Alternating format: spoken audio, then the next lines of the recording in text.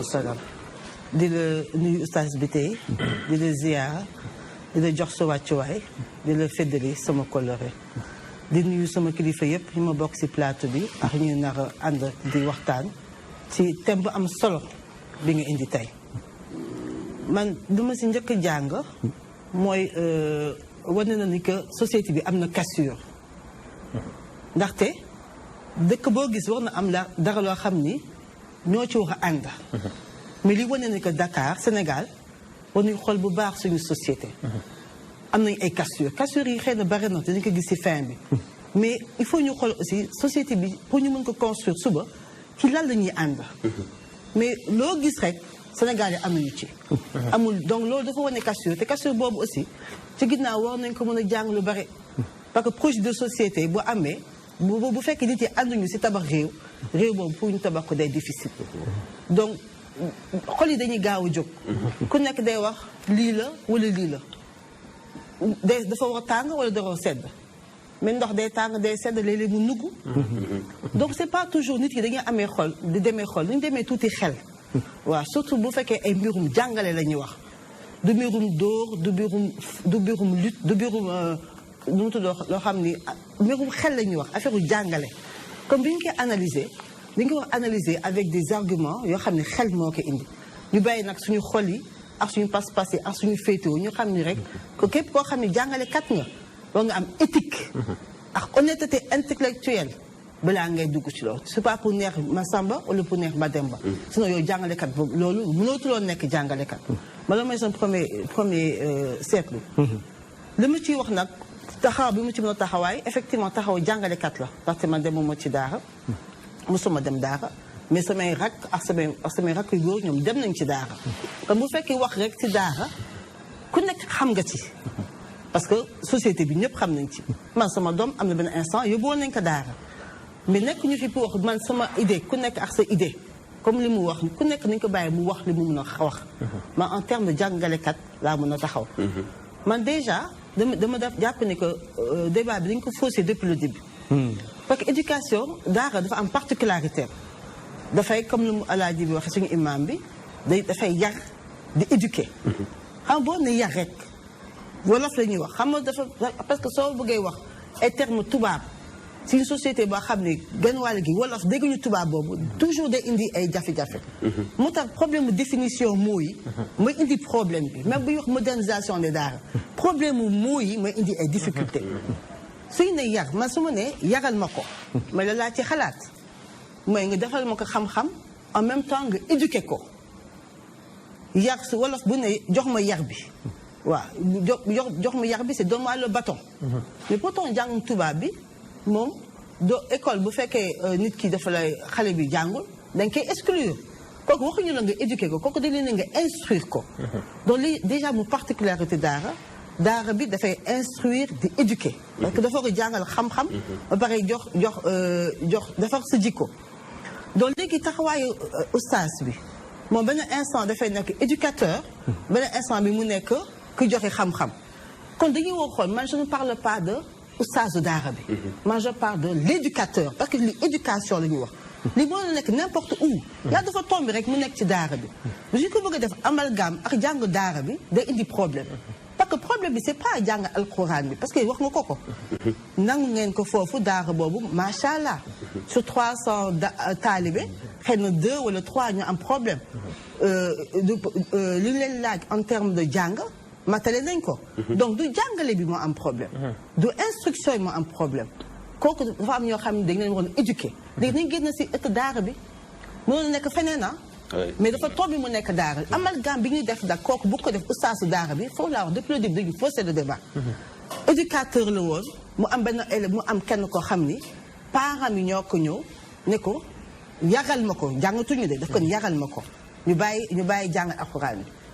parents yi seen bopp ñoo ñëw combien de famille nit yi ñoo ñëw seen doom tëleen ñu yóbbu ko seen nijaay wala yóbbu ko feneen pour mu yaral leen ko su fekkee ñoom parents yi mënatuñu il faut ñu am le choix yóbbu ko feneen kooku parents def naa yaay wala papa ñoom ñaar bu ñu àndee si dara que kenn mënul wax ni que duñu bañ seen doom yaay mënul bañ doom bi papa ji bañ doom bi nu ñu taxaw wala état taxaw wala keneen taxaw ne maman la gën a bëgg sa doom. il faut que si ñuy respectante di nawante di xool ban cas la pourquoi famille boobu ils sont arrivés à ça. bu fekkee xale bi dafa të yaay ji mu ne ko léegi téyel ma ko jéngal ma ko ça veut dire que bu ko jox liberté bu mu demee. parce que soo ko joxee liberté mun na loru. mun na fuguer. keroog dégg naa si benn rajo benn femme di wax bon ça fait 3 ans doomam dafa daw ci daara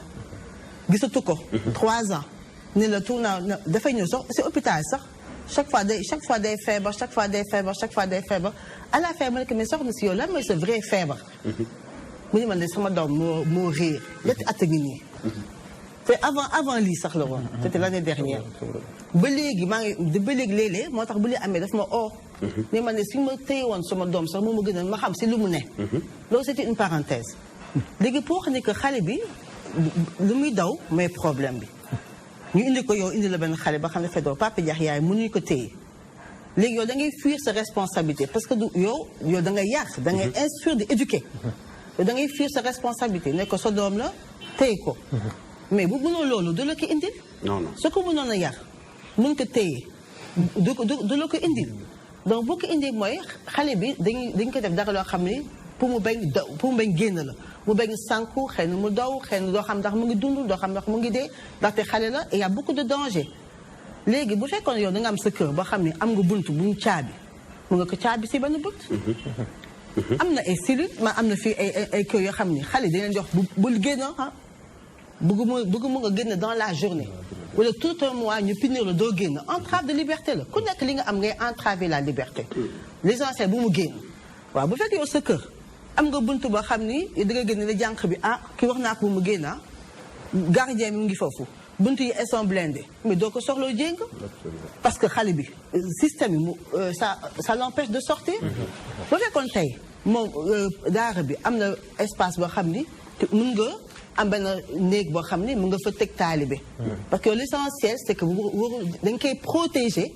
parce que bu demee mën a am des problèmes à l'extérieur. yow nga ñëw mais amuloo loolu ci daara bi amuloo néeg boo xam ngi mën nga fa teg xale boobu teg ko daara yi des fois baraak lay nekk des fois néegu ñax lay nekk donc xale bi yow soo béyee mu dem pour le protéger lui je parle de l'éducateur nan nga koy def posé na leen question bi mais kenn du ci mën tontu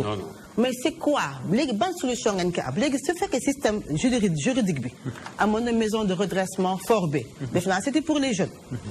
est-ce que bu ngi am est-ce que amul léegi ku dëkk je sais pas n'importe où vers Koki ou bien vers Louga bu fekkee xale bi dafa tey ban système la ko loi permettre nga xam mën nga ko fa yóbbu pour ñu redresser la ko est-ce qu'il y a des maisons de redressement de jeunes amul état bi dafa faillir côté boobu daf ko war a nangu dafa am benn vide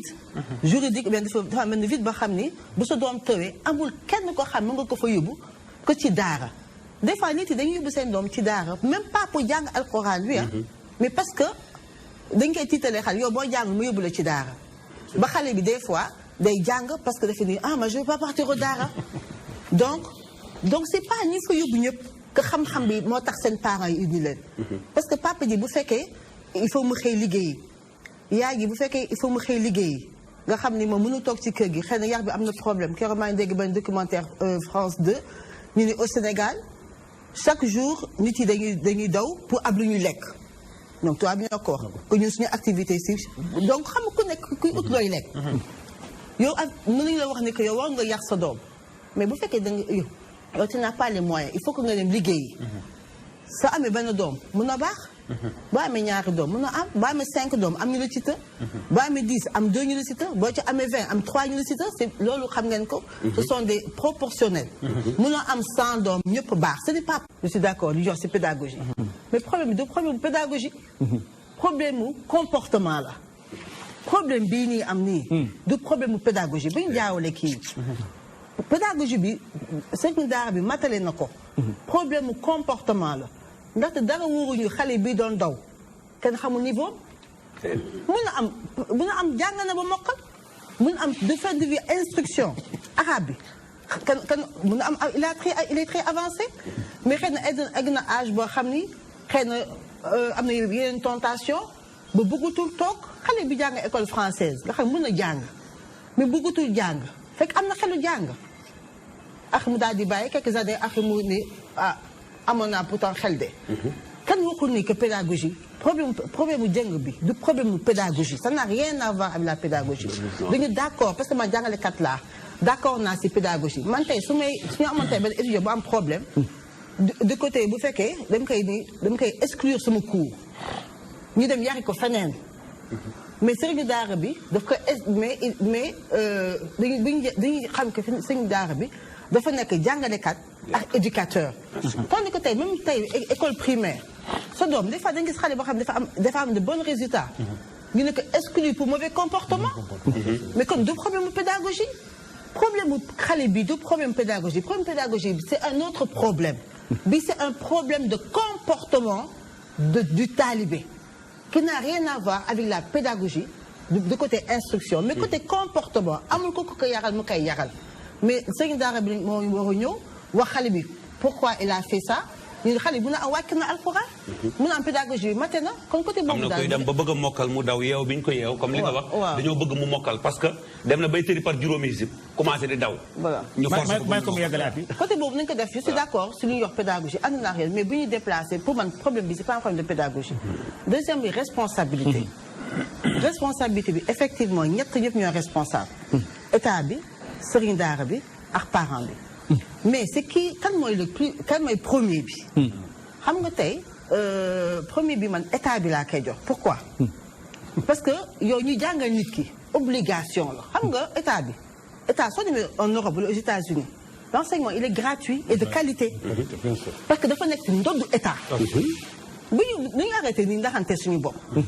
ñu bëri étranger Sénégal yu bëri xam soo gisee toog bëgguñu ñibbisi parce que foofu l'enseignement est gratuit moo tax te enseignement bi ñu bëgg am nañ ko te seen poche du ci dem waaw man dëkk naa fa ak samay doom kon ñoom li état bi li muy def c'est xale xam naa ko yow parent bi yow da ngay tàllal say tànk waaw yow sa doom bu jàngulee sax ñoom day ñëw man directrice école bi mosu ñëw un jour ba sama kër bu mu wax sama doom yi ñibbisi mu ma noo xale ñu war a toog fii parce qu'ils sont intelligents man ko intelligence bi du fii lañ ko jëlee dëkk bi ma nekk Sénégal man fa laa jànge kon foofu aussi les gens ne sont pas bêtes mais état bi moo def benn système boo xam ni jàng bi day yomb te mu nekk obligation état dafa am 3 obligations mais l'éducation la santé et la justice gis nga États-Unis après ñu ne état américaine yi université américaine na ngay fay oui parce que première foofu métier ngay jàng boo amee bac bay jàng métier ñu ne da ngay fay parce que métier bi ngay jàng suba moom mooy la yor da nga si am xaalis moo tax ñu lay fayeeku parce que foofu kañ éduqué wu la kañ instruire la métier ngay jàng ba ñuy université moo tax enseignement bi c'est gratuit de la maternelle ba ci kaw ba ci terminale bu ñu eggee université nag doog a fay am naa fa sama benn jigéen bu fa nekk temps yi dañ ko fa affecté mu ne moom école bu mu nekk États-Unis fii la nekkoon Dakar di fay ñu affecté jëkkër ji États-Unis mu ni ma école bi fu muy jàngale ak koñ bi même koñ bi la léegi ni est-ce que bëgg nga carré école bi di déposer si sa doom mun na ko dox de ça dépend si yow doo fay dara bu la neexee mu dox parce que dafa ko jàdd tali mais su fekkee bëggoo carré bi indi ko aussi mais xam ni que dafa am benn tali bu mu war a jàdd loolu moo tax ñu proposer ko loolu parce que ay détails c'est étranger wolof la donc foofu état bi moo faillir ci système éducation bi dafa nekk de qualité et gratuit léegi nag ban éducation loolu beneen débat la mais loolu c'est l'état santé bi dafa war a nekk de qualité et gratuit parce que couverture soo demee en Europe 80% doo fay 20% ngay fay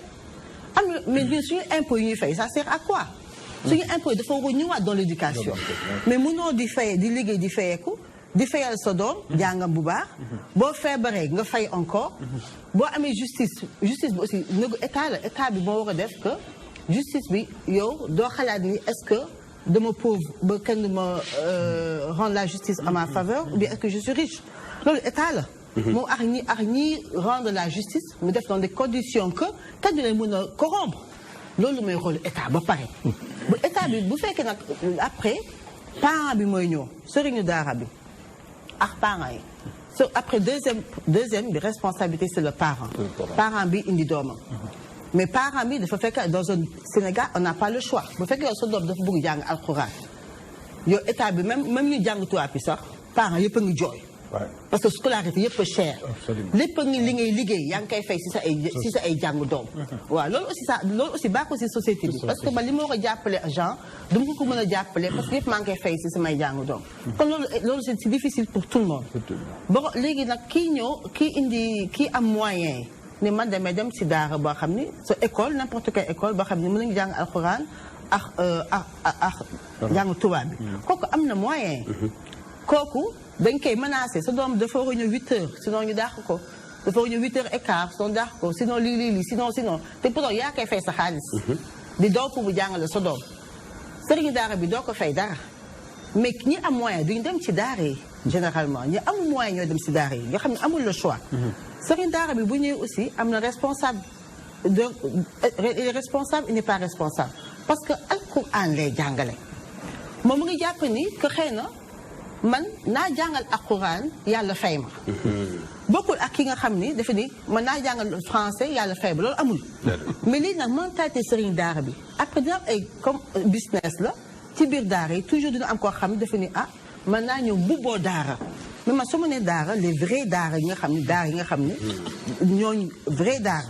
parce que même école am na des fausses écoles. nga xam ne mu ngi fa jàng ba tey mu daal jox fa xam dara. voilà man vrai daara moo tax may wax. léegi sëriñu daara bi. mooy il va se dire que xëy na man loolu la ma yàlla nattoo daal waaw kooku mentalité ak présence d'esprit ak tolluwaayam bi nga xam ne dina ne xale yi bàyyi ko fi parce que moom ngi jàng ni que alquran la war a joxe. kooku xëy na ils ont des difficultés di dire duma ko jël de parce que alquran parce que xam naa ay sëriñ daara yu am daara internat yoo xam ne des fois xale yi duñu fay mais ils sont obligés. donc ñu xam ne que jàngal alquran aussi ak jàng français bi ak anglais bi ak chinois bi mënuñu bokk. parce que loolu dafa am loo xam ni dafa nekk au-delà dafa nekk lu lay jàng fii ak lu lay jàng fële donc sëriñu daara bi doo xam ban présence état d'esprit lay nekk ne mën naa ko jël moom lu mu jàng alquran loolu lay jàngale daara moo tax le grand responsable c'est l'État. ensuite responsabilité parents yi 50% parce que des fois ils ont pas le choix. responsabilité sëriñ daara bi des fois 50% parce que des fois doo am le choix parce que même sëriñ daara yi am ñoo xam ni am na ay daara yoo xam ne nit yi dañu fay indi 1 million 2 millions jox leen xaalis xale duñu dem yarwaani mais kooku laaj ko fu mu jëlee lu muy dundalee daara yi xëy na dafa am ay tool xëy na dafa am kii donc je pense que loolu yëpp le grand responsable bu nekkoon tey podium la état rek lañ fay teg ñu c'est ça ñu ngi ci suuf nekk ñu soo ci podium ñu ngi ci suuf am nañu responsabilité mais état bi moo tax moo war a construire xam nga tey boo amee sa kër kër bi bu daanoo mais ak ki tabax moo am problème. C'est vrai. architecte bi moo am problème parce que da nga ko fay ak xaw ma génie civil yi xaw ma yow matale nga